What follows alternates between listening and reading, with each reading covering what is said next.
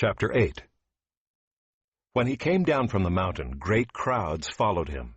And behold, a leper came to him and knelt before him, saying, Lord, if you will, you can make me clean. And Jesus stretched out his hand and touched him, saying, I will, be clean. And immediately his leprosy was cleansed.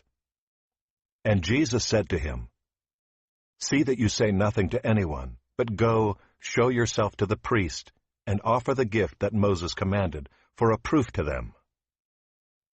When he had entered Capernaum, a centurion came forward to him, appealing to him. Lord, my servant is lying paralyzed at home, suffering terribly. And he said to him, I will come and heal him. But the centurion replied, Lord, I am not worthy to have you come under my roof, but only say the word, and my servant will be healed. For I too am a man under authority, with soldiers under me. And I say to one, Go, and he goes, and to another, Come, and he comes, and to my servant, Do this, and he does it. When Jesus heard this, he marveled and said to those who followed him, Truly I tell you, with no one in Israel have I found such faith. I tell you, many will come from east and west, and recline at table with Abraham, Isaac, and Jacob in the kingdom of heaven, while the sons of the kingdom will be thrown into the outer darkness. In that place there will be weeping and gnashing of teeth. And to the centurion Jesus said, Go, let it be done for you as you have believed. And the servant was healed at that very moment.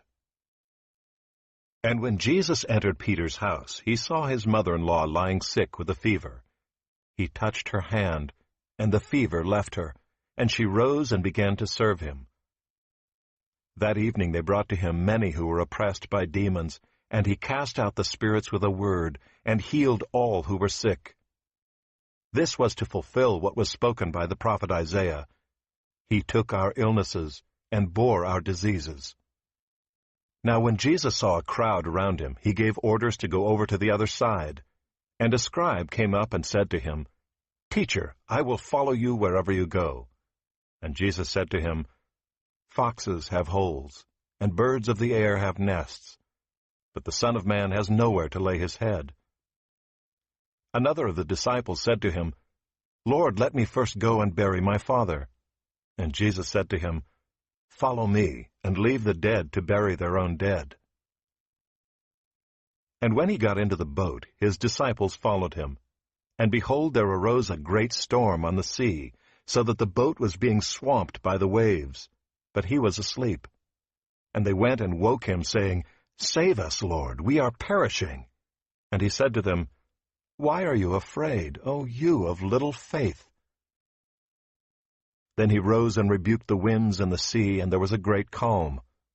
And the men marveled, saying, What sort of man is this, that even winds and sea obey him?